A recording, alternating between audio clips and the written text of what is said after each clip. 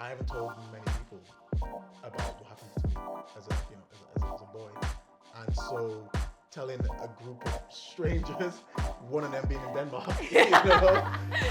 was definitely not on my list of things to do that day. Can you imagine me trying to be a tough guy, screw facing, little screw? I'm not a screw face. Like, would you have ever thought you'd be sitting on this sofa? You know what I mean? Well, I mean, it is my sofa. But... Well, okay, fine. Welcome to Secrets Worth Sharing, a series all about having approachable conversations on child sexual abuse, but with serious joy. I'm Sophia, a designer and a survivor, and today's episode is all about child sexual abuse and black men. So for that, I'm joined by my dear friend Davy. Hi. Hey, everyone. I'm Davy Lazar. I'm a writer, director, and filmmaker. I'm actually also filming this right now. And yeah, I'm just really excited to share my story today. Really grateful for the space to share my story. And yeah, let's get into it. So I should just highlight to the podcast, Davy is not only our guest today, but also the cameraman, the sound guy, and the lighting guy, because we're doing all of this in his house. Yeah, it's all right. So there's no crew today. It's just Davy as everybody. That's me. I'm one-man band. One-man band. I thought it'd be nice to start talking about how we met, because I think even that and how I found you and told the story was quite unusual. So we met because we both applied for Utopia, which was this like diversity and inclusion consultancy, and every year they gave some money to creatives to tell stories that were quite marginalised. And yours was about the police film, right? Yeah, absolutely. Yeah. So I got $2,000, which didn't cover the whole sort of budget, but it was a massive difference. It covered all of the equipment hire for my short film, which is called You Fit the Description. And yeah, with honestly, like, if I didn't have that $2,000, we wouldn't have any equipment to shoot the film because all of the budget was already gone and spent. So it was it was a lifesaver really. And the film amazingly went on to win 3 awards in 3 different countries. We made it into like 8 festivals. Yeah, it was a wild ride, and it was incredible to just have this support. And obviously through that, I met you as well. Yeah. So it just kind of kept on giving. Yeah, honestly, it was so nice to hear about your film, because your film was all about challenging police behaviours as well, isn't it? Yeah, for absolutely. black men. So it's very, very apt to what we're talking about today. Yeah, absolutely. And then, yeah, I got the $2,000 to start shooting Secrets. And it's exactly the same, like, didn't cover the whole thing, but got me a crew, which is, well, It's yeah, a start. it's a good It's start. Yeah. And then maybe like a year later, a year after we got the film in, they brought some of us together to kind of share what we'd done with the money. I guess to make sure that we didn't just go on a jolly with it. Yeah. Like, show us the results. Yeah. And then you shared a bit about your film, I shared a bit about Secrets. And we were in a video call. I remember so strongly because I was in Denmark, and it was the hottest day of the year in Denmark, and I'm just sweating. And to be honest, I was a bit like, I cannot be asked with this call right now. So as the call starts to end, you start piping up, and then you kind of like introduced yourself after I'd spoken about Secrets. Yeah, it was one of those moments where it was kind of like, do I or don't I? And I haven't told many people about what happened to me as a boy. And so telling a group of strangers, one of them being in Denmark, was definitely not on my list of things to do that day. But I just thought, just do it. Do it, just share. Because I think part of the healing process for me and for everyone who hasn't kind of been able to speak about, what they've been through, is to talk about it, is to not have it be sort of swept under the rug. So I thought, just do it. And then, I felt very safe and supported in this group of people who were all doing amazing things. And what was happening to me is so quiet in terms of, it's a thing that's not talked about, tucked away. It was just amazing to hear that someone was doing something, out in the open. And I just thought, I need to get on board. It's so interesting to hear what was going through your head that day, because when I was in that call, they were like, okay, Sophia, what is Secrets Worth Sharing? Can you introduce it? And I said, I give really approachable advice about child sex abuse. But I try really hard to focus on intersections with different identities and things like that. And I knew you were going to say something. Like, I don't have a survivor sense on me. It's not like, that's not a thing that exists. Yeah. But I knew you were going to say something, because suddenly I was like, I saw your face on the screen, and it kind of like showed a bit of intrigue. And I kept talking, and then a couple of people put their hands up to ask me questions about it. And I remember because somebody also had a story to share, and they kind of sort of spoke and then you kind of went back into the background. And I'm so glad that the person leading it, do you remember? Yeah, I remember was that. like, oh, Davy, you had your hand up, but then you put it down. Do you have something to say?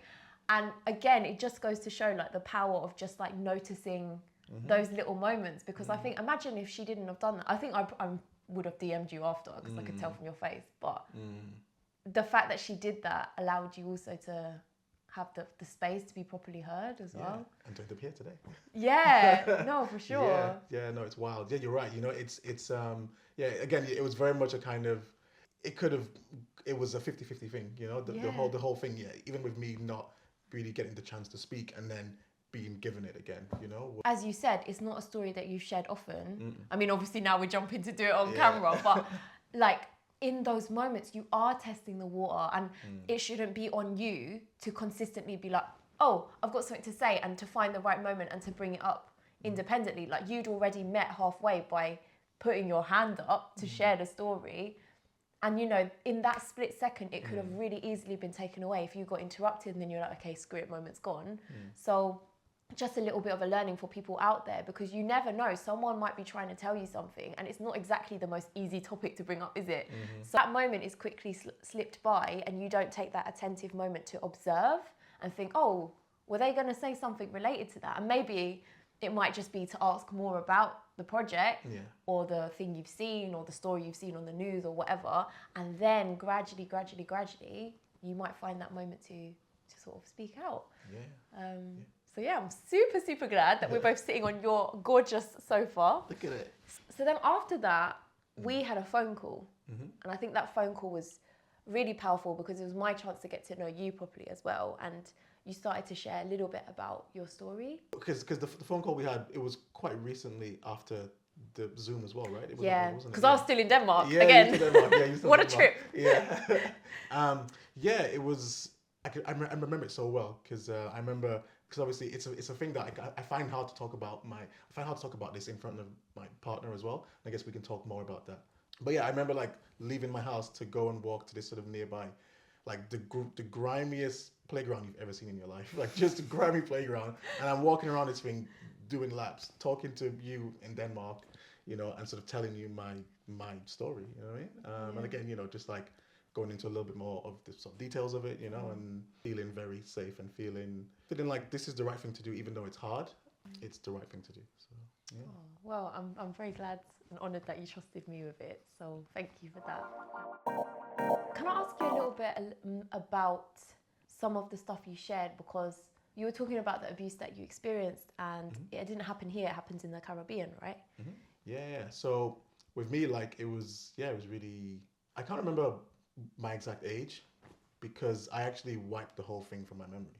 You know, it was that sort of classic case of completely burying it really, really deep.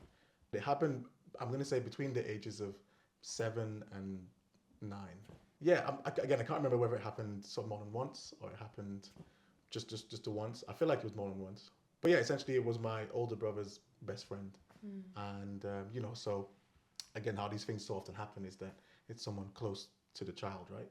So my older brother's best friend must have been about sort of, you know, in his late teens. He himself kind of still a boy, and you know what I mean, in one sense. So it's you know, it's pretty tragic. He just invited, you know, me round to his house, you know, and things started happening. Things that I didn't understand, things that, you know, as a 7 or 9-year-old boy, I couldn't consent to. But I do remember consenting, which again adds to how difficult it is, because I did consent. I wasn't forced. But how can a child? I was just about to say that to you. Like, how can a child not only consent but know and understand what is happening? Yeah, particularly in a trusted environment of like your brother's best friend, right? So there's already that kind of like trust you've witnessed. So then you might want to replicate it somehow, and that doesn't mean that you wanted it, you know. No, thanks for sharing that. And then what I found, really struck me when we were having our chat in the, I'm just going to call it playground chat, because I was also in a playground. Oh, I was doing laps as well.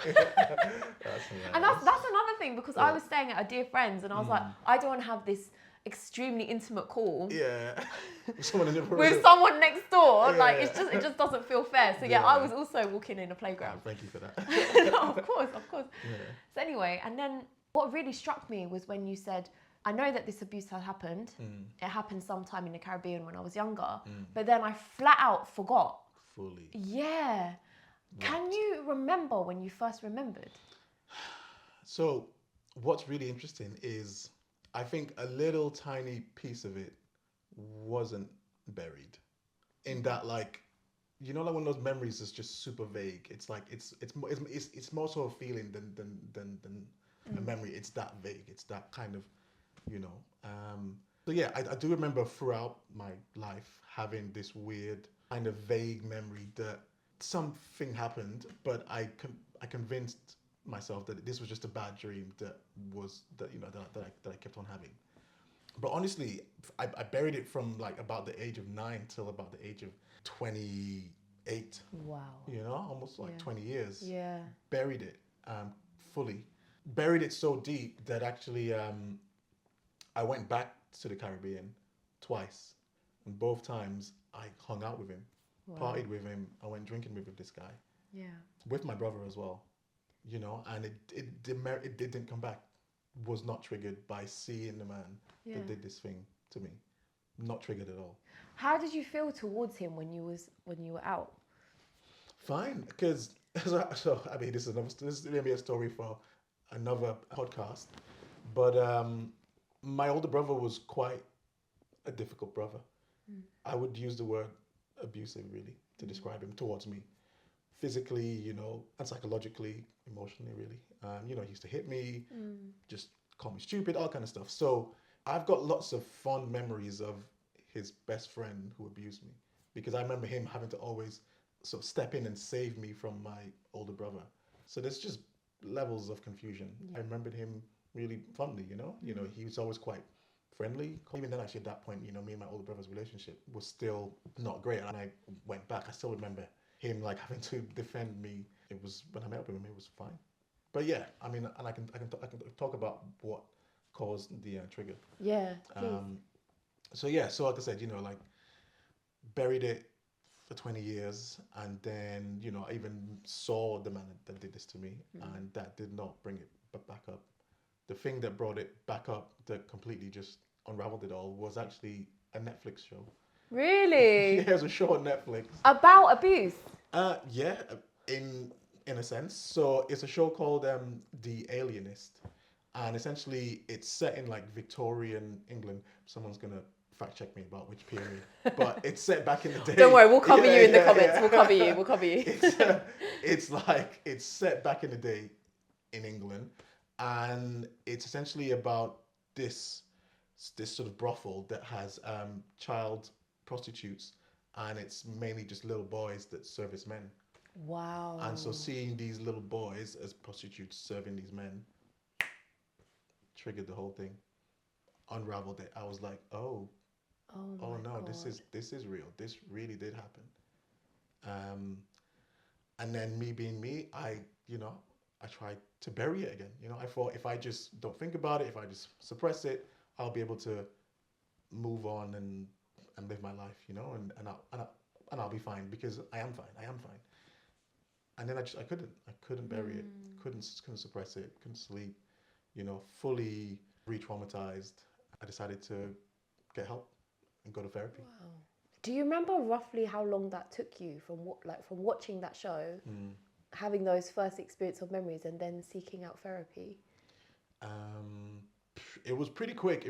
Wow. Yeah, it must have been like 2 weeks or so. Really? Wow. Yeah. It'd been about two weeks of me just sort of, and annoyingly, I kept on trying to watch the show. You know, me thinking, oh, if and then I realized, okay, I really can't watch the show anymore, because the show became impossible to watch. Yeah. And that's also when I knew that this was a real problem, because seeing the show, seeing the boys became so unbearable, so heartbreaking, and so revolting to me, because I saw me in them, you know? It brought back all the shame and all the self-hatred and the disgust that you kind of feel with these things. The show becoming impossible to watch for me was a sign that like something was really wrong, and I wasn't gonna be able to just brush this off. What was great as well was I was in a full-time job, and we had free private medical care, but not free, but you know, like, Yeah. it's Part like, of the package. Part of the package, yeah. So thankfully, yeah, I got onto Bupa and they got me a psychiatrist like immediately. Amazing. Immediately, and he literally like, and then yeah, I had a psychiatrist and we was just sort of talking through what happened to me really, and I was just unpacking this stuff. So yeah, like they also wanted to take it to the police, and that I don't know. There's just I don't know because it's like I said, I remember this guy so fondly. So even though I was really upset and mad that this thing had happened, I didn't want to put him in jail. I didn't want to see him go to jail because I wasn't really angry at him. It's really strange. And then yeah, and so when the police said, like we can start the investigation, and it would have to be this international thing because obviously he's in the Caribbean. Yeah. It felt like the process of trying to get it international and the police, because the island I'm from is a French island. Okay.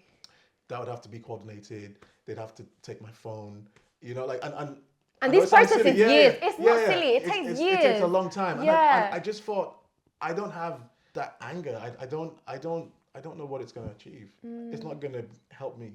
I just said let's just leave it. He's out there just living. Have you seen him since? No. Okay. Oh, I was also in a WhatsApp group with him. So around the time when the it all sort of came out, Oh God. unraveled, Yeah. I was in a WhatsApp group with him. Still, because so like me and all our friends from back Caribbean, me, my older brother, and him, were in a WhatsApp group together. I thought to myself, I need to leave the group, but then I'm gonna look like a prick. Not. It's not stupid. Like, of course, they're gonna be like, "Where's he gone? Where's he gone?" Yeah. You know what I mean? And I honestly, I stayed in the group. Yeah. But I just did I no did I leave in? I can't remember what I did actually. I definitely remember staying until I was just like, you know what, fuck this guy. Yeah. Fuck what these guys think of me. But even then at the time, I was more worried about coming across as rude to my friends and to him. Yeah. Than just doing what I needed to do. Even around that time, he texted me to wish me happy birthday because it was around my birthday as well. So Happy birthday, man. yeah. Oh, yeah, that's a very lot. much so. That's a lot, Davy. Yeah. I don't know what to do with him. And he obviously knows what he's done. So I guess he obviously he's happy with the fact that he's gotten away with it, and I've obviously buried it. So, but yeah, I just want to know what's going through your mind that you did this to a little boy, and now you're texting him happy birthday, like everything's fine. And this is the thing that I think a lot of people who haven't gone through these experiences, they don't typically understand, right? They're like, oh, why did you go to your abuser's wedding? Or why are you still chummy with them? Or whatever. And a lot of the time, you've spent, since the abuse, keeping up a facade, whether or not you realise it or not. And so to even leave a group chat, to even, confront them or whatever, you're breaking that facade in some way. It's not just a little action. So sometimes it is just easier to like keep that peace that way. So many people, there are more people involved than just the abuser. And that thing you said earlier about, him being the nice one and that thing, like we don't typically think about abuse as being something that is linked to niceness and kindness, right? So like if you see a behavior, typically a child is receiving lots of positive actions, it can be very easy, especially where bodies are involved and that type of abuse is involved, to kind of associate it with a form of that kindness. And then it leads to more confusion, right? Which is another reason why you might have buried it and then realised so late after as well. Yeah, no, absolutely. As I said, like he wasn't, this sounds weird to say, but he wasn't a bad guy, And just to be clear as well about him, he is in the world, back home, in his life. He is a straight man. He has children, he has sons. So, he walks around in life as a straight man. So me as an older person now, and with distance and separation from this thing, I'm just thinking what's going on with him as well, It's got to be some history of trauma in his life, because these things are more often than not, they're passed on. It's really hard to know what to do with him.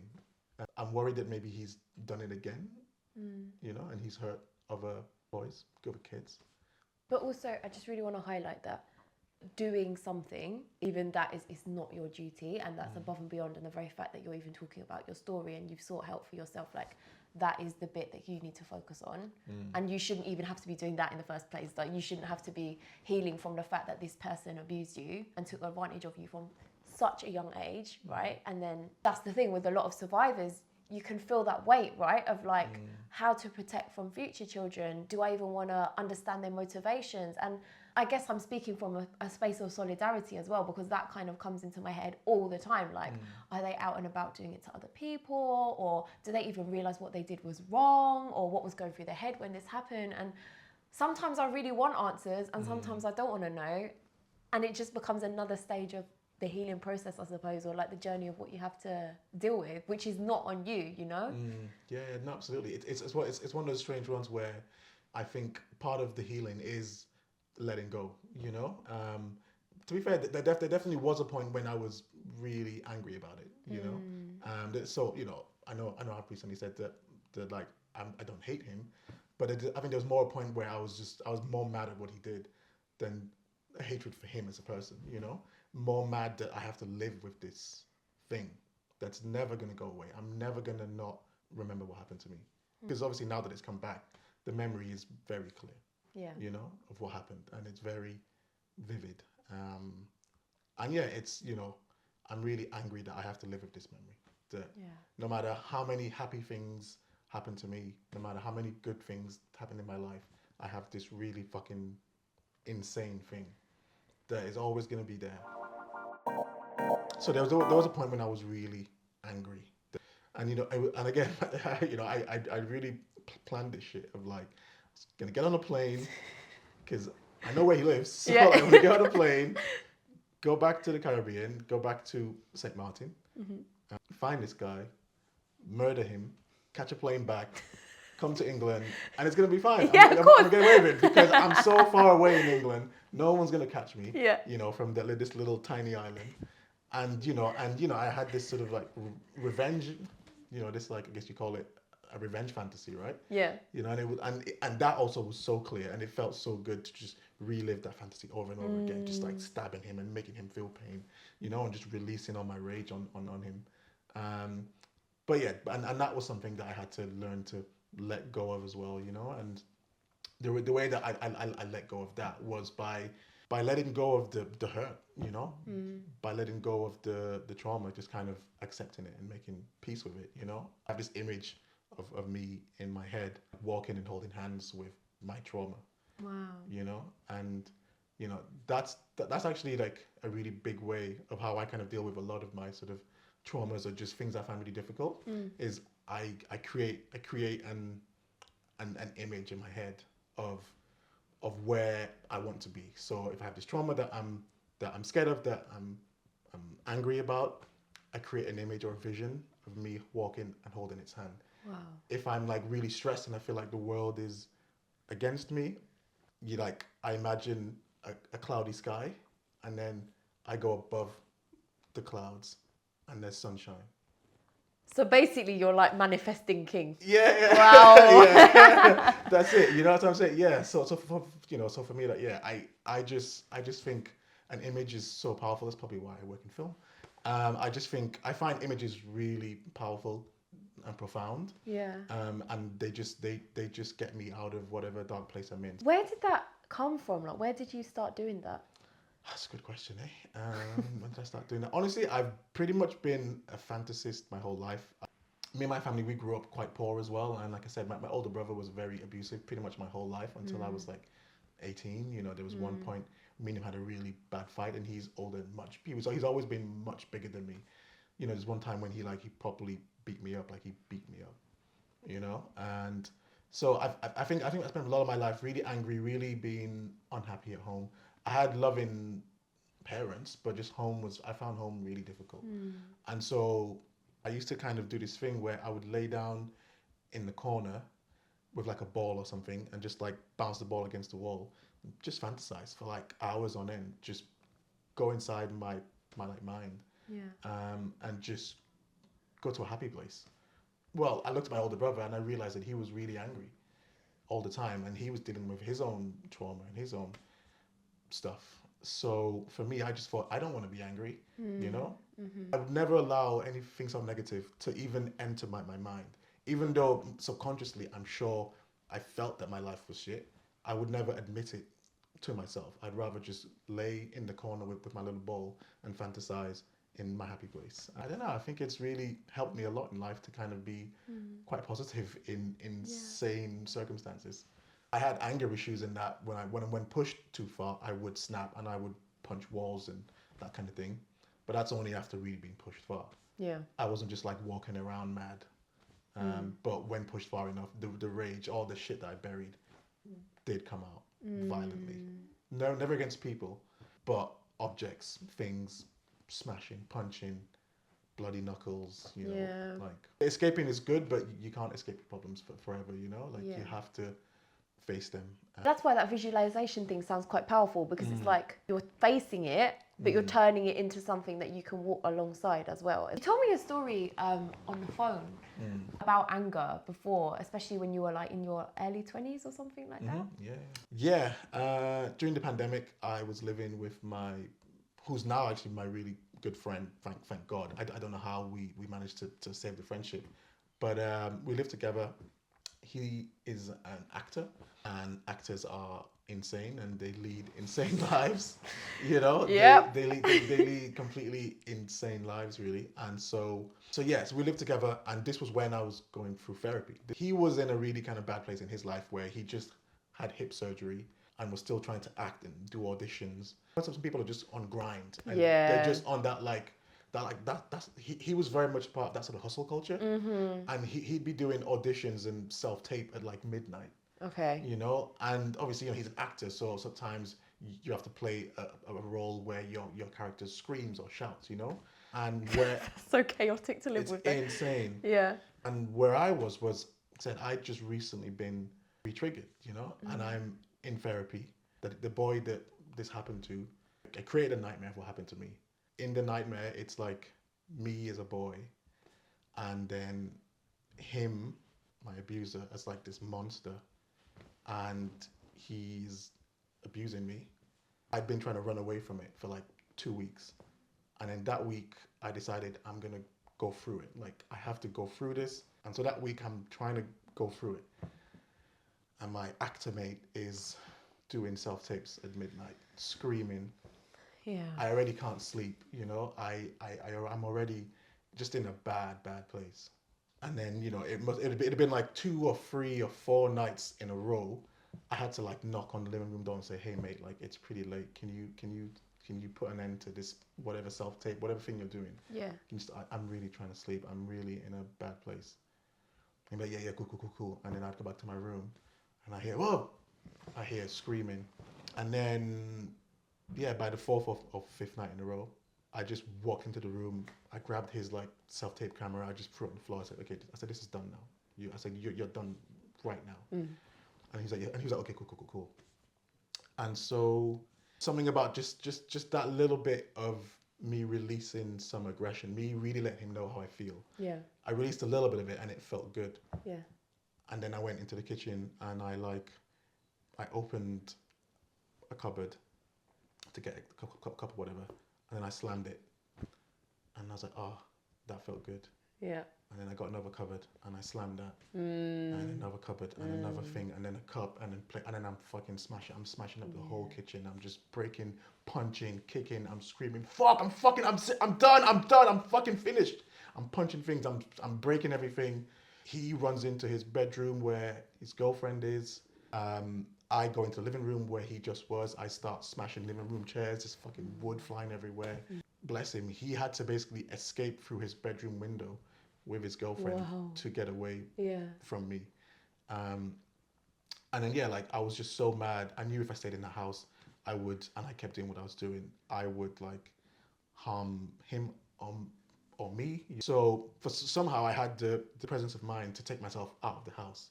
I went to the park at like midnight. I was just yelling in the park, just screaming in the park, walking around. I was like, "Fuck, I'm done, just screaming." Kind of semi-calmed down a bit. So then I take myself home, and so I think he and his girlfriend went to his girlfriend's house. And so I'm in the house all by myself. And then it's really quiet. And I realized that my breath is really heavy.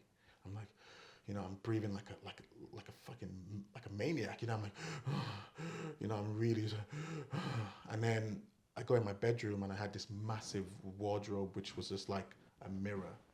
And I see myself. I'm like, oh shit, it's me. I was like, oh shit, it's me. And it was like a weird thing of, oh, that's me. Because I'd completely lost myself. I was just the rage. It was just the rage. And seeing me, I was like, oh, this is what I look like when I saw myself. And I was like, fuck, Davy, how did you end up here? And I don't even remember going to sleep that night. Don't remember going to sleep. And then, the next day, I sort of woke up and walked around the flat, and, it's just like a hurricane, or what's the Frank Ocean tone? A tornado tore around my room before you came. Then it doesn't rain. I fucked up the lyrics, but I walked around. I was like, a tornado was up in here. Yeah. And that tornado was me. Yeah. And yeah, I was just like, this is a problem, and I can't express my emotions like this. And again, that for me was a really reassuring moment of like, I really need to keep on with the therapy and just know that like I need to express my emotions better and actually more consistently. If someone is pissing you off, you should let them know, in a positive and non-aggressive way. Just be like, hey, this is really annoying me. You know what I mean? Because did he know what you were going through? He knew, yes. So he knew I'd been abused, yes, he knew. He didn't know I was trying to go through the trauma. Okay. He didn't know that. But he knew that I was, in therapy and I was trying to work through this thing. But like I said, he was in his own mess as well, and essentially, again, with space and hindsight from this incident, I think both of us could see that we just weren't hearing each other. I just felt so ashamed of myself that I terrified my mate. I made my housemate escape away from me. What happened next? Eventually, we and him had a phone call. We sort of spoke because he just like moved into his girlfriend's for like a couple of days. You need to do your thing. So he was at his girlfriend's for a few days. We spoke on the phone. We kind of just I apologized. He apologized. Yeah, and I just said, look, man, like it's safe for you to come back. It's safe to come back. I'm okay now. But what was great was, we really then both respected each other, and all of the late night auditions and self tapes they stopped. And thank fuck for that. Yeah, thank fuck, right? So they stopped, and then a few months later, I moved my ass out of there because there's some friends that you love them, but you're not meant to live with your friends. Oh yeah, all my friends say that to me. Yeah. They're like, I don't know how your partner lives with you because you are chaos. So that's what I say. So it was my 34th birthday a week ago now, and he was there, and we partied, and I said I love you, man. You know what I mean? Yeah. And, so it's great. I'm really glad we were able to kind of have that sort of moment and survive it really, as friends. So that was good. I remember when you were telling me this story, like very briefly on the call, and there was something you said that was so powerful. You said, in the heat of this moment, all I was thinking was, I'm the one that's gone through the abuse. I'm the one that's trying to process what's happened to me. How can you not see? And it's exactly what you're saying about the two of you, like not really listening to each other, not being aware of that. Pulling it back into this stereotype, because I think particularly for men and particularly for black men, there's this stereotype of like, the angry black man, And I would truly like to believe that nobody just wakes up and is like, I want to fucking kill someone. Like, no one just wakes up with that anger. And I think with so often, people are much more willing to sympathise, for example, with someone like me, than they are for someone like you, to like look past what's happening, to be like, there is something here that person is processing. And you said it felt good. You're smashing the cupboard. It felt good. Like that little release of throwing it felt good. Like that was the way that you were processing what you were feeling. And particularly in that moment, I think when you're not being heard or listened to, But what, like, that's just your body's natural response, I suppose. And I'm not saying like, I'm not justifying it. Like, I'm not saying that's healthy. I'm not saying that at all. But what I'm saying is there tends to be a lot less empathy and compassion given to that sort of anger, particularly when it might be triggered by abuse. And I wanted to share a story. So a friend and colleague of mine now, actually, she's a black woman and she used to be a social worker for like 30 years. Wow. And she routinely was working with a lot of black boys who'd been sexually abused. And she said it was so interesting because she's a black woman, they're opening up to her a little bit more, that kind of thing. But then she would take these cases and she would go to like police or whatever. And they're like, okay, so let's review the case of this boy. And it'll be like a 10-year-old little boy, right? And they're putting up like a mugshot photo, you know? So instantly, and she's sitting there in the room and she's like, hang on, where is the compassion here, you know, because they might be like, okay, this boy smashing things up, exhibited these really bad behaviors, you know, is starting to get recruited for a gang, like, let's get in there, let's do that. And they're just flashing up his mugshot. And she's like, look, I understand like you wanting to just jump in there, but like nobody is taking into account that this is a boy, that there's abuse happening, and then you throwing up that mugshot. We talked about visuals, right? The instant association with a mugshot of a 10-year-old for some people is going to be criminal. And so that's inciting that behaviour. And she campaigned for so long to try and change the way that this particular borough would portray images of boys, black boys and men. The point is, something as small as that, as a photo, it can just aid so many biases in those systems without taking the time to think, oh, here's a young boy, he's at risk of exhibiting this, that, and the other's behaviours and whatnot, and we've seen that he's smashed this, that, and the other. But does anyone think to go back and ask, maybe something's happened, you know, should we find out? Like, and that conversation is so hard to have, but we don't even think to have it. Yeah, no, absolutely. Well, yeah, you know, the word they have for it is the adultification of kids, you know, of young black boys. And, you know, this is child Q, right? You know, and that's a young black girl. And we should explain who child Q is as well, just for people. In East London, in about 2020, there was a 15-year-old girl who got strip searched by 4 police officers, in a very intimate way as well, after suspicion that she might have had weed on her, which she didn't. Yeah, exactly. First of all, and second of all, she didn't even. So it was a wrong accusation as well. She's such a danger, you know. Yeah, exactly. What's she gonna do? Smoke it. Yeah. Good for her. But yeah, and then that obviously launched a whole report and investigation. Actually, I say obviously. Yeah. I'm gonna retract that.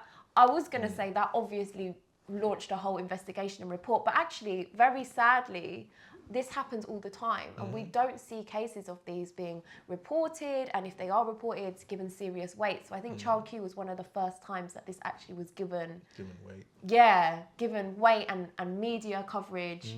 And I wanted to take some time to plug this amazing black academic called Janine Davies, and she wrote a whole report and was kind of she was a huge spokesperson in the media for this as well. She's a researcher and looks at where are black kids in child sexual abuse research and uses Child Q. I'm jumping on your bandwagon. You were talking about adultification. Yeah, but I mean, that's it, right? You know, there's something that happens in, I mean, let's be honest, you know, in older white folks in positions of power, whether that's in the education system, you know, or in law enforcement, they look at a black child, boy or girl, and they see an adult. They see someone that needs to be treated with the harshness and severity, and more importantly, the lack of compassion that you would treat an adult. You know, they're incapable of seeing the child, seeing any innocence. You know, all they see is this threat, is this problem, is this thing that needs to be put in its place. And, you know, when you're a young black child, you know that, you know, you're very aware that these people are out to get you. These people have an extra bone to pick with you. I think what happens is that inevitably makes you buck the system. That probably makes you more aggressive. It probably makes you more angry. It probably turns you into a real danger, because you know what society expects of you, and they expect nothing. They expect problems.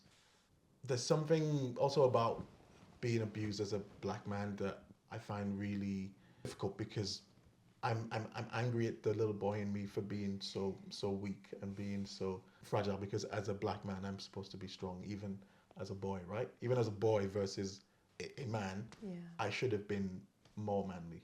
I should have been tougher. How could I let this happen to me? I'm actually so sensitive, I'm actually so sensitive. And so being black, being male and sensitive, you know what I mean? Yeah. And also quite sort of, almost sort of, I can be quite socially awkward as well. I've actually always found being around like really confident black guys very difficult actually. I find it very difficult around those guys because there's a level of confidence, of self-assuredness that I've just never had. Maybe it comes from being in a society that is so against you that you have to be so sort of fortified.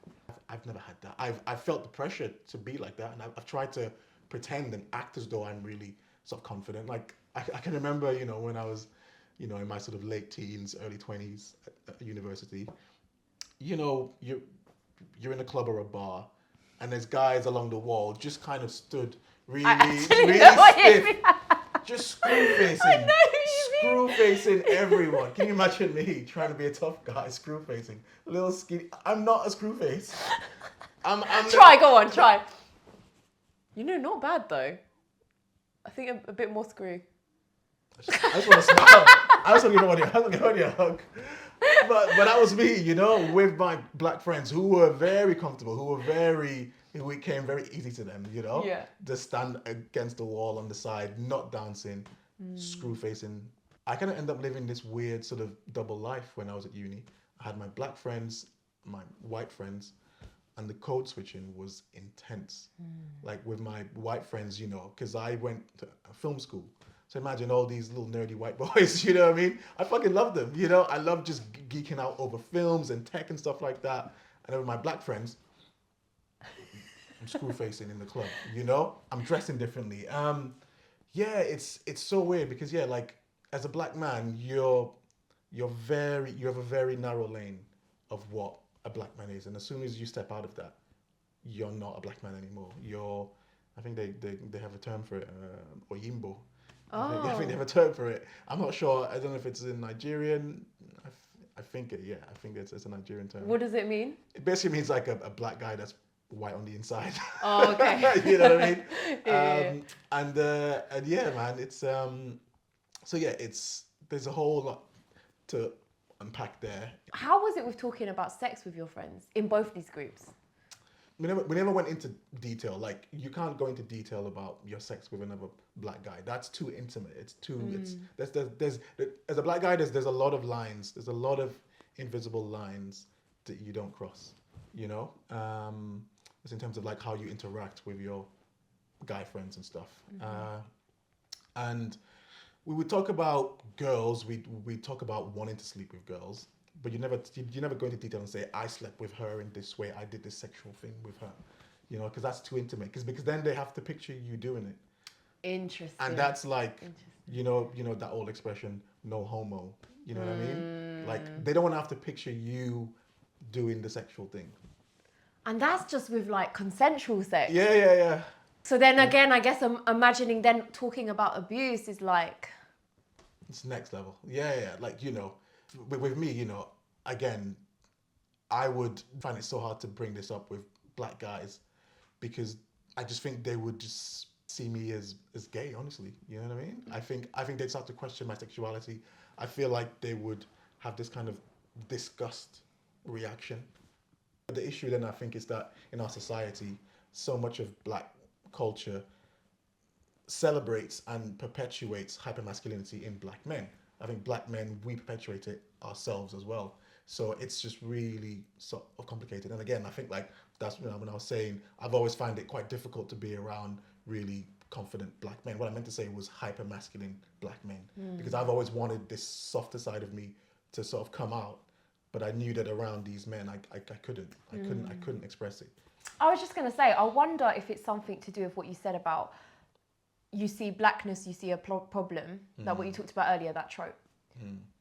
If people are used to seeing blackness and seeing a problem, and yet having a big dick, being hyper-masculine, that's the thing that's celebrated, I wonder if that might be feeding into why that is something that's much easier to accept and portray.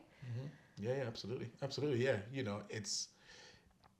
yeah, if like I said, because there is some rewards you can get in life and society by sort of having these things. Maybe you're good at sports, right? Maybe you attract a lot of women, and these things can seem good, but actually, what is happening to the person? You know what I mean? Yes, I think it's great. It's great to be good at sports, and it's great to be sort of have sexual prowess or whatever. But ultimately, you still have to be a person. You know what Yeah, I and mean? we're not shaming any of those things, is No, it? no, We're those just things are bad. saying, Yeah, too yeah. bad. But for me, I think what it is as well is it's expectations. It's expectation of what a black man is and what we represent. So a young black boy that smashes things and is aggressive. That sort of 10-year-old boy. The reason they're not looking into whether it's because of trauma, whether he's got issues, whether there's something else happening in his life, is because that's what they expect. Yeah. That's what black boys do. I think that is why it's so much harder to then acknowledge this thing and accept this thing and be like, you need support and help, and then finding it. Because just as a little bit of research for our episode, I was looking at national charities that focus on child sexual abuse, which in themselves there's about 3 or 4. We've not got a lot to choose. Yeah, it's not a lot. Wow. That specialise in child sexual abuse. That then have an arm for men, rarer still. There's one charity, I think, that focuses on men's abuse, national, that then have a specific section for black men. I couldn't find it. I hope there's something out there, but even if there is, it's one little charity against the whole problem, the whole big wide scale of the problem. Even to get to the stage where you're like, you need support, and then you can't find that through an organisation because blackness, child sexual abuse in black men is not portrayed, it's not researched, it's not supported. Where do you go from there? And then it could be so dangerous to think, oh, I've gone through all this for nothing because now I can't even get the support I need. And that's where I think workplaces can be so powerful, because as you said, with this Bupa thing, you were able to get some sort of therapy like this, you know? Instantly, yeah. And I think a lot of employees, sometimes they come to me and I'm like, hi, I'm just this honey, and I talk about child sexual abuse in all its glories and dimensions and all of that. And then workplaces are like, no, we don't want you to come to us. Like, what are you gonna... And I'm like, I know that the stats are at least 1 in 4 of your employees are going through this. And if not that they've gone through it, they will know someone that's gone through it, or it'll be happening to their children or children that they know. And such an important way to get into that can be workplaces. They're probably financing child sexual abuse support through these therapy things, so they don't even realise. Yeah. So even just bringing that to the forefront as well. Yeah. And so I wanted to ask you about, how do you, in terms of finding therapy and that, was that ever a barrier you had to overcome? First thing I did actually, well, in tandem, I actually told my sister, and she became my sort of anchor, really, and she just kind of called me and sort of check in. So for me, it was more than just going to therapy. It was actually just talking, just allowing other people to kind of be with me, in my sort of time of need. So for me, yeah, it was a real moment of just being like, I have to share what I'm going through, and it was so beautiful, and it was so nice, and it actually really brought me and my sister really close. That's lovely. So it was great as well. I mean, yeah, it had the opposite effect. I had the visualization of me dumping my problems on someone. That was my approach for my whole life until then. So like, my mum doesn't know about my abuse, because I think I honestly don't trust how she's gonna react to it. And again, I think there's a really big mistrust in the black community of, mental health services, just of, of doctors, you know what I mean, of GPs, because of the history of abuse and the broken trust. Like that, again, in the black community, it keeps us from getting help, because we don't trust the services that are there, because those services that were supposed to help us have harmed us so often in the past. There's a lot of work to be done. We still have this kind of silly mindset that those services, going to a therapist and, going to sort of like group therapy, we have this silly idea that these things are for white people, and there's just a lot of baggage that we're holding on to, that I think it's time to actually say, let's let that go now. I think it is important. One thing I will say, which might be a little bit controversial, is Go for it. I think the black community holds itself back. I think, you know, like it's like you know, like I said, with me, I decided that I wanted to be able to walk and hold hands with my trauma, right? I think as a black community, we have a lot of trauma, just, you know, in terms of what Britain has done to us. But I think at a certain point, we are going to have to make peace, you know, and hold hands with that past trauma and really kind of open ourselves up to, you know, some of the good things and the services and the help and the support that is out there, and stop seeing things as for white people, you know, and as black people, we just go to church and we pray, or we just deal with it internally. We stay quiet. We don't go on a podcast and talk about it. You know, you know what I mean? Yeah. You know, I think, me personally, I think we have to hold the black community accountable. Everyone has a choice. You know, there's always a choice, and I feel like at times we choose to not get help. We choose to stay quiet. I can't say I could agree, especially as not a black person. Yeah. But I really hear what you're saying. But one thing I will say from your story is I do hear what you're saying, but some of the most organized and radical and powerful support groups I have seen have come from black communities who are patching up a system that doesn't serve them. And they're always underfunded, they're always so tired, they've been repeating themselves for God knows how many years. And when I think about child sexual abuse, I think about how we've not even begun to even be on this journey because child sexual abuse isn't even being talked about. How do we make sure we're including all of these experiences from the very get-go, so that black men get their support, so that autistic people get support, so that everybody, you know, has, you know, because people have been plastering up and dealing on their own for so many years. But I just don't know what that answer is. Yeah, I just don't know. It's tough, isn't it? And Yeah. listen, I appreciate that external factors can be against you and can be systemically against you. But as long as there's power, as long as there's the will within me to fight against that, I will fight against it. So yeah, so for me, you know, like I appreciate that. Yeah, if the system is against you, that's a hard fight. That's not an easy fight. And I know that the system is. I've experienced. Yeah, of course. I've experienced the system Yeah. being against me as a black man, and I fought against it. I didn't always win, but I won enough, you know, to keep going and keep moving. And systems against me, I'm defeated. You know, I just feel like, you know, whether I need to call a mate, whether I need to, you know, call my sister, whether I need to get a crew, or even one of the things I think about as well is that, like, sure, the system's big, it's everywhere, it's all around you, and it's corrupt and it's systemically racist, right? But here, me in my living room, in my sofa, in my workplace, in my little corner, I can create the world that I want, you know. That's, I guess, that power that you talk about creating your own pockets of connection, and that's what we're doing on your sofa. We're learning. I'm learning so much from you. We're sharing these experiences, and then hopefully, the more that spreads, and the more people do that with their own people and loved ones, then you start to dismantle those archaic structures, right? That's what I'm saying. You know, like the learnings, the good vibes, the energy, the strength I'm getting from this. I can take that and I can go somewhere else and impart that to someone else, to another black person that's having a hard time. You know what I mean? Like, we can take this today and bring it somewhere else. You know, and I call it to sort of quote myself, if I will. Of course. I have a line in a poem where I say, you know, like you start little wildfires of change everywhere you go. My mind doesn't work like the system's big, the system's racist, the system's bad. Oh, what can we do? And I'm like, system's big, system's bad. Fuck the system. I'm gonna control what I can control. You talk so much about sharing, and like with your sister, we're both fiancés, not to each other, but we have them. That's good. We're both engaged people. We both have partners that we really love and trust and have had these conversations with.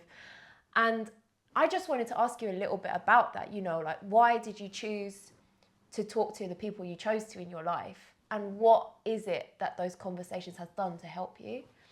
Yeah, I mean, well, with my sister, you know, she's kind of just, she's really close to me in age. So that obviously helps, because there's that same sort of sense and maturity. Yeah. That helps. But she's just an amazing woman, you know, she's just a beautiful person, and she listens really well and she really cares. I sort of told my closest friends one by one, and I just told them because, again, it should be a thing that is out in the open, like, and part of that is being able to share it with a friend. If someone was listening to this who maybe was you, but at the stage where you just kind of been in the back of their head, someone thinks they might have gone through the same thing and they're not sure whether or not they should say anything, what would you say to them now? What would you say to younger you back then? Because, you know, I could very easily, after everything you said and the journey it's been, I could very easily just been like, okay, well, I'm just going to keep burying it then. You know, what would you say to people who might think that way? I'd say, I know humans get a bad rap, but we're actually pretty amazing. And I think when you give most people the opportunity to show how kind and how comforting and graceful they are, they show up. And, you know, and I think, yeah, like most of our day-to-day interactions with the people around us can kind of be surface level, even sort of family. But I think everyone has depth. Everyone thinks about life and death, and everyone has so much to give. And so I think just trusting people, you know, and people will surprise you. Like they surprised me with their generosity to listen and take in, you know, and like really kind of be there for me. And, you know, and sort of, because yeah, like child sex abuse is not easy. It's not easy to talk about. Not It at is all. not an easy thing to take on and taking, you know. But people did, you know, and people will, because people are amazing, and give them the chance to show you. That's beautiful. And also, I would go as far as to say, Davy, it's part of who you are. Like, you choose, you have that choice and that agency of who you let in, you know. And for you, that was naturally your sister, your partner, this, that, and the other. But like, to accept and love you in your wholeness and get to know you on that deeper level, like this is something that has happened to you, and you can choose who you let that in with on that deeper level. And then yes, it is a conversation about child sexual abuse, but it's also a conversation about Davy and the things that you've gone through that have made you who you are. Absolutely. And can help explain lots of things that have happened. Yeah, absolutely. Maybe. Yeah, no, it does absolutely. Yeah, that is so true, isn't it? Yeah, like it's it's me, it's who I am, you know. And as you know, as you know, what is a close friend but someone that knows you really intimately? Exactly. You know what I mean? Yeah. So and you know, and this is a part of me. That this is my story. And yeah, but I think it is also important, just on that note though, to make sure that you are in a place where you know, like, because I think it's also important to not become a burden to your friend, you know. And I know this is again is getting tricky, but to be kind of clear about what I mean is that like, not every time you talk to your friend has to be about your abuse. You know what I mean? yeah. You know what I mean? You don't want to be brandished. Brandished, you know what I mean? You know what I mean? Not every conversation has to be about your abuse. You know, like and I think also if you're in a place where you're sort of struggling emotionally, obviously that support from a friend is great. But again, you know, like you have to appreciate that your friend is a person, and every person has limits, and every person needs to also look after themselves. So I think it's just about being self-aware as well, you know, about how much support you ask for. Yeah. Because I think you don't want the friendship to just become about support, because that's not a friendship. That's a support worker, you know. You know what I mean? Yeah. So for me, yeah, like, you know, again, like it's a hard balance, and you're not always gonna find the perfect balance, and that's okay. But I think as long as you're aware that, like, you know, you're not kind of putting too much on your friend, and that's key. Yeah, and I would say almost that is a worry I had so much more, that am I going to consistently be the burden? And I will say, like, when having that conversation with whoever it is you choose to have with, you know, just saying like, look, I'm not going to be chatting about this every single time I talk to you. Yeah. Like, I don't want you to feel like you're always crunching eggshells around me. But I think sometimes we're so worried about being a burden that it holds us back from saying anything at all. But Absolutely. like, it doesn't mean that once this has come out about you that you're forever tarnished with that brush, you know? Absolutely. Like, I know it's very rich coming from me, who's literally made my career, my brand, Yeah. is the fact that I'm a child sex abuse survivor, you know? And But throughout that journey, I've had those experiences too, you know, like you keep it quiet for so long. You know, I tested the water by telling a couple of school friends because I remembered mine throughout. Then like I told ex-partners and my current partner, and then eventually it blew up in the family because someone else found out and someone else disclosed on my behalf because they also got abused. And then I just felt like I had to say. Yeah. And then in that sort of weird period between feeling like I was forced to tell people because this was all coming out, but then needing support. Oh my God, Davy. I remember one time I was clubbing. I was full on just out in the club. It was an art school club as well. So it's like super edgy, everything, like out in Peckham, whatever. Oh, gosh. And I just got so drunk.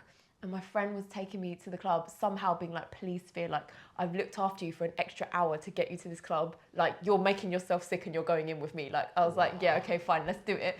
And then I just went, but like, I'm just going through all this thing because someone found out that my relatives got abused. And I just was like, the next day, I remember woke up and I was hanging and I was like, I can't, like, I don't think this guy's ever going to ask me again. Maybe he thinks I'm drunk. Maybe he doesn't remember. It was so awkward. And we remained friends for like, we're still friends now, right? He's another fellow filming friend. Amazing. And then like ages later, I brought it up and I was like, you know what, yeah, just to say all those years ago, like you must have been really wondering what the hell I was talking about because I've never spoken to you about it since.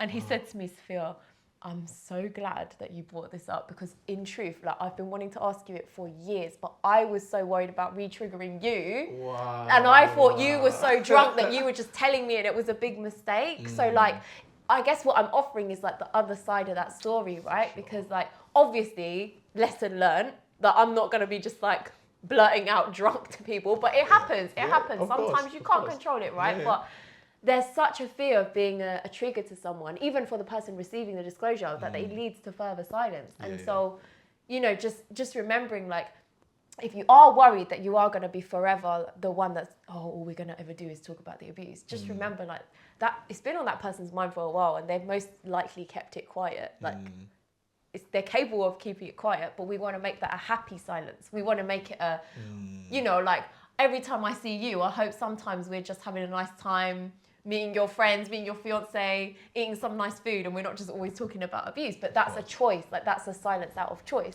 as opposed to a silence out of fear and being forced. Absolutely, right? Absolutely, for sure. I guess obviously, you know, with more time that you've had to kind of, I guess I call it kind of mastering your abuse. You know, you will you will naturally be able to talk about your abuse and your trauma in a way that isn't a sort of, you know, that is a sort of like a casual chat, you know. It is not. It doesn't need to have that weight and that heaviness as, you know, as it does at the beginning. So yeah. Like, would you have ever thought you'd be sitting on this sofa? No. You know what I mean? Well, I mean, it is my sofa, but... Well, okay, fine. We're getting all literal now. But you know what I mean? I would never, ever, as a teen, thought I would be sitting on a sofa having like a relatively relaxed conversation as well about something so dark. So it is possible. Yeah, really possible. Yeah. And it's not just on you as well. It's on the people around you. No, absolutely. And like I said, you know, like my thing that I always say is try. As you know, just try. Yeah. And you know, you will figure out the balance. Like I said, you aren't always going to get the balance right. There will be times when maybe you talk about it too much. Maybe you know, maybe you're having a really tough week, you know. But if your friends are real ones and they really care and they love you, it's not going to drive them away. You know what I mean? So even if you over talk about it, that's fine because. Yeah. We're learning. We're all learning. Yeah, we're all learning, and that's just life. Life is we're constantly trying to find a balance of work and play, you know, of sharing and not sharing, of, you know. So yeah, like ultimately, if your friends love you and they care for you, you know, like they'll be there and they will stick by you. But I think just even being aware of it is just a start. And that in itself is plenty. So yeah, that's awesome. No, that feels like a really good place to end it, actually. And you know what I always say on this podcast is, if you so much as watch the video, listen to the podcast, and then tell one person that you've seen it, that's such an easy entryway to kind of build familiarity with your story, and then someone might be able to share something that they find that relates to you, and you never know where that conversation ends up. And again, like that lightness that you feel, and it sounds like you're in a place now where you're like really in control of visualizing your trauma, of understanding your place with anger in the world, like all of those things. It's better, right? Yeah, no, it's really good. It's really nice, you know. Because you know, this was always my goal, to be able to make peace with my trauma and my abuse. You know, you are not your trauma. You are not your abuse. Yeah, you really are not. You're not. No, you're not, and it doesn't define you. So no, get out there, keep smiling, and share with the world. And share with the world, yeah, and tell everybody. Oh, thank you, Davy. Thank you, Sophia. All right, no worries. Awesome. Bye. Thank you so much for listening to what we had to say about this theme. Did you know you can also find the longer version of the episode and the do's and don'ts episode in the same place on our website? Just head to www.secretsworthsharing.com/content and you can find all the episodes linked by theme alongside the transcripts, written text versions of the do's and don'ts, and video versions of all of our content. See you there. Thank you for having a difficult conversation with serious joy. Bye.